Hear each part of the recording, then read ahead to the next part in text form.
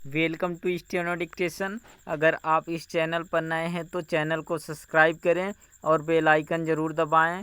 Dictation 5 second बाद शुरू होगा। स्टार्ट। अंततः लोकसभा में कांग्रेस के नेता अधीर रंजन चौधरी ने राष्ट्रपति द्रौपदी मुर्मू को पत्र लिखकर क्षमा याचना कर ली, लेकिन यदि वह यह काम पहले ही कर लेते तो न तो उन्हें और न ही उनकी पार्टी को शर्मिंदगी का सामना करना पड़ता। यह मानने के अच्छे भले कारण हैं कि उन्होंने मजबूरी में माफ़ी मांगी, क्योंकि पहले उन्होंने यह स्पष्टीकरण दिया कि उनकी जुबान फिसल गई थी। फिर यह कहने लगे कि बांग्ला भाषी होने के नाते उन्हें हिंदी का सही ज्ञान नहीं है। यह इसलिए गले नहीं उतरा क्योंकि बांग्ला में भी राष्ट्रपति को राष्ट्रपत्नी नहीं कहा जाता।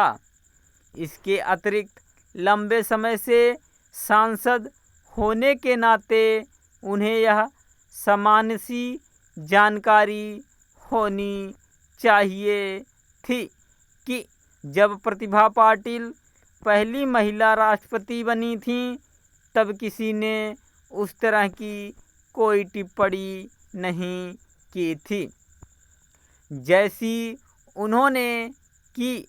उन्हें यह भी स्मरण होना चाहिए था कि जब नजमा हेपतुल्ला राज्यसभा की उपसभापति थीं तब भी ऐसा कोई सवाल नहीं उठा था कि उन्हें किस रूप में संबोधित किया जाना चाहिए। निःसंदेह यह भी समझ नहीं आया कि अधीर रंजन ने अपनी सफाई में यह क्यों कहा कि राष्ट्रपति चाहे ब्राह्मण हो या मुसलमान अथवा आदिवासी, उनकी पार्टी के लिए राष्ट्रपति ही होता है। फिलहाल यह कहना कठिन है कि अधीर रंजन के माफ़ी मांग लेने के बाद इस प्रकरण का पटाक्षेप हो जाएगा या नहीं, क्योंकि राष्ट्रपति के संदर्भ में उनकी अभद्र टिप्पणी को लेकर संसद में सोनिया गांधी और स्मृति ईरानी के बीच जो तकरार हुई वह भी एक मुद्दा बन गई है। इसे लेकर संसद में हंगामा भी हुआ। इस सत्र में संसद के भीतर और बाहर जैसा हंगामा हो रहा है वह अभूतपूर्व भले न हो, लेकिन यह साफ है कि राजनीतिक विमर्श का स्तर सबसे निचली सतह को छूता हुआ दिख रहा है। इससे बड़ी विडंबना यह है कि इसमें किसी की रुचि नहीं दिख रही कि संसद सही तरह चले। यह जनाकांक्षाओं का निरादर ही नहीं, संसद की गरिमा की अनदेखी भी है।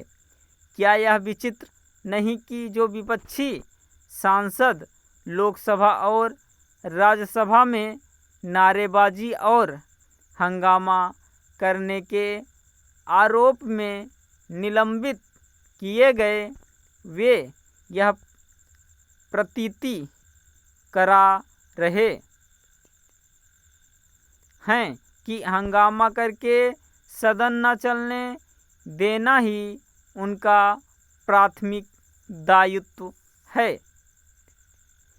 स्थिति कितनी दयनीय है यह इससे समझा जा सकता है कि एक बड़ी संख्या में विपक्षी सांसद नारे लिखी तख्तियाँ लेकर सदन पहुँचते हैं और फिर इसके लिए हर संभव कोशिश करते हैं कि वे किसी तरह संसद टीवी के कैमरों में कैद हो जाएं।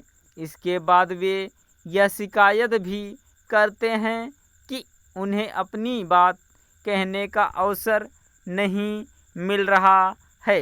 इसे ढोंग ना कहें तो क्या कहें। स्टॉप।